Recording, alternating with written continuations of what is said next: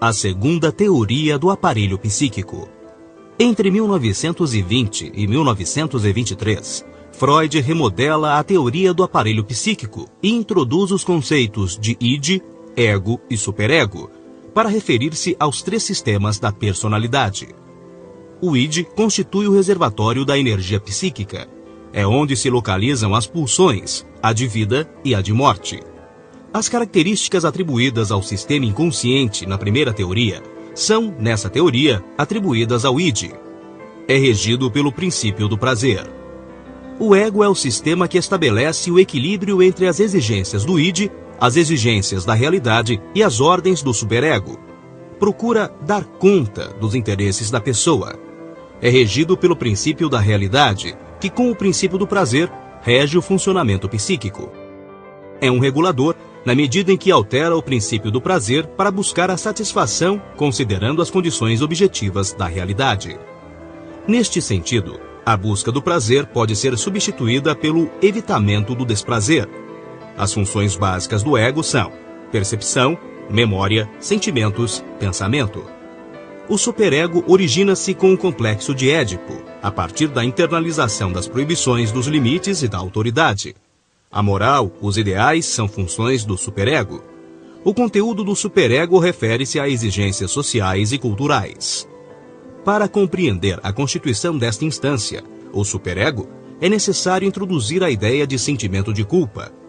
Neste estado, o indivíduo sente-se culpado por alguma coisa errada que fez, o que parece óbvio, ou que não fez e desejou ter feito.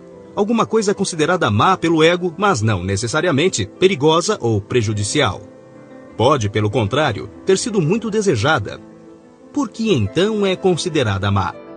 Porque alguém importante para ele, como o pai, por exemplo, pode puni-lo por isso, e a principal punição é a perda do amor e do cuidado desta figura de autoridade.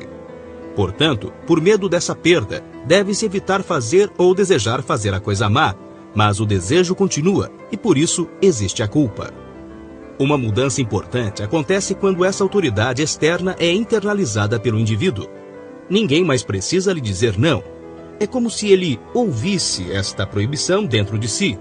Agora, não importa mais a ação para sentir-se culpado. O pensamento, o desejo de fazer algo mal se encarregam disso. E não há como esconder de si mesmo esse desejo pelo proibido. Com isso, o mal-estar instala-se definitivamente no interior do indivíduo. A função de autoridade sobre o indivíduo será realizada permanentemente pelo superego. É importante lembrar aqui que, para a psicanálise, o sentimento de culpa origina-se na passagem pelo complexo de Édipo.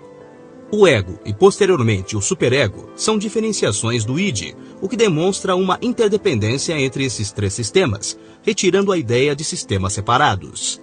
O id refere-se ao inconsciente, mas o ego e o superego têm também aspectos ou partes inconscientes.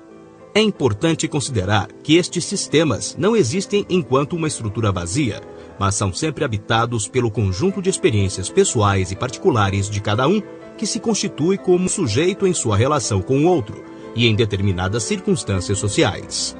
Isto significa que para compreender alguém é necessário resgatar sua história pessoal, que está ligada à história de seus grupos e da sociedade em que vive.